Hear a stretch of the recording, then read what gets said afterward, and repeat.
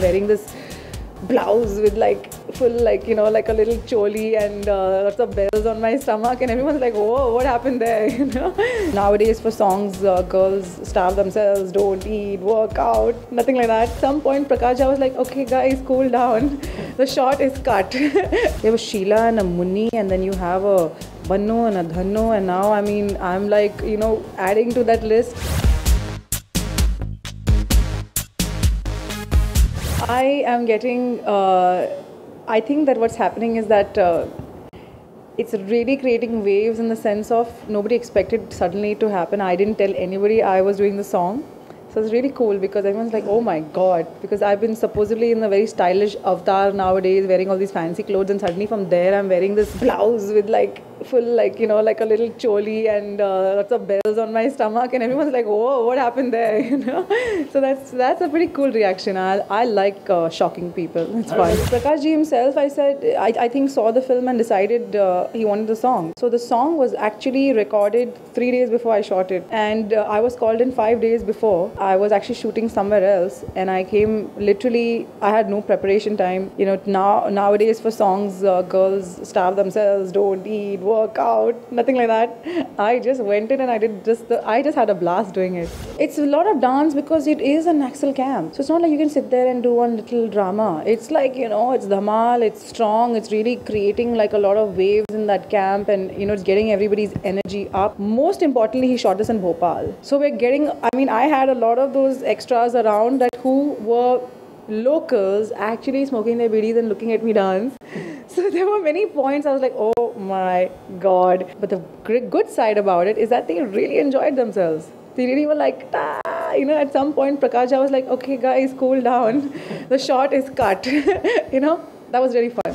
With the Ganesh Acharya, you don't really get much time because he's like, come on Sameera, which was good because I didn't really think too much. I just had fun with it, and he really pushed me to the levels I never thought I could go, which was really nice. For me, the evolution of the item number and the item girl is one of the most fascinating for me in Bollywood, because what started off as a, oh my god, oh it's an item, then it became, oh it's an item, now it's like, the film promotion, who's doing the item number? Which heroine is doing it? I have been asked so many times in the last year and a half. It's not when can I see you in a film, it's like when can I see you in an item number? So it just makes me realize the USP as well as the prestige that is actually tagged with it. It's unbelievable. There was Sheila and a Munni, and then you have a Bannu and a Dhannu, and now I'm like adding to that list.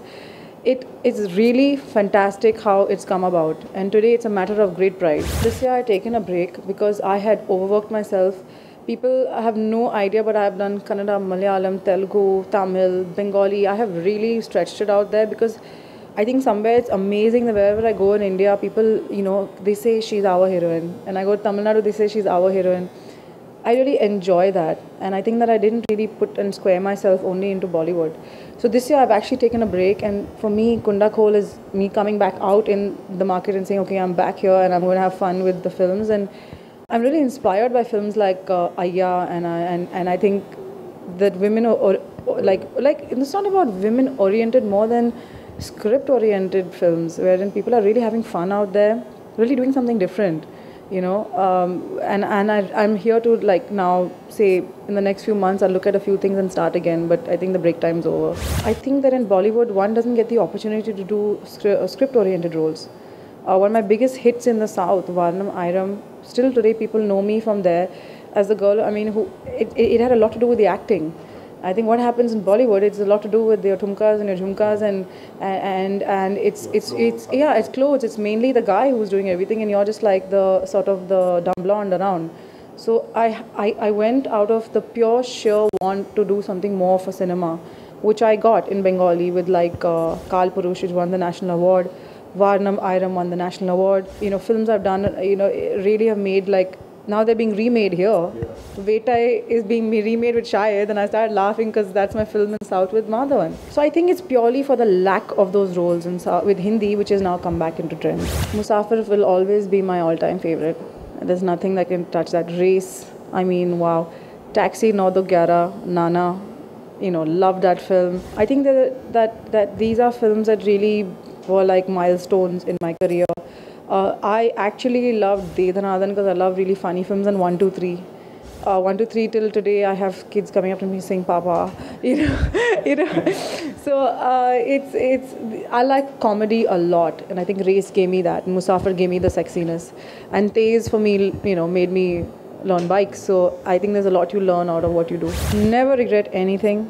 I did a film with Meera Nair on AIDS, and I'll never forget it because a lot of people asked me, "Do you regret doing it?" And I said I was out there sending a message to kids to protect themselves, and if it's perceived as something sensual, then it's sad that the world thinks like that.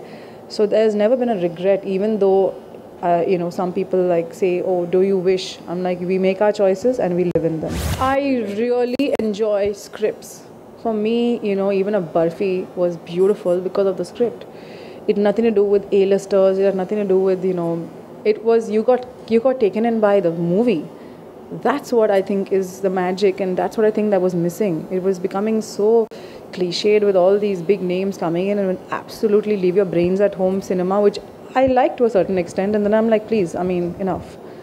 I just finished a really cool. In fact, I just shot with Rana Dugabati, and I did a song with him, and just done a Kannada film with Sudeep, who's he's done Iga and Makhi, and I think in general I'm looking at scripts right now, and it's I think Kunda Khol is hopefully going to really coal the Kunda for a lot of other things.